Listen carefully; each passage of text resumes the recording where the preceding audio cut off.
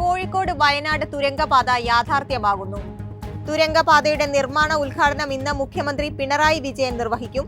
കിഫ്ബി പദ്ധതിയിൽ ഉൾപ്പെടുത്തി നിർമ്മിക്കുന്ന തുരങ്കപാതയുടെ നിർമ്മാണ ചെലവ് 2134.5 കോടി രൂപയാണ്. ഇന്ത്യ ചൈന ദീർഘകാല സഹകരണത്തിന് ധാരണ.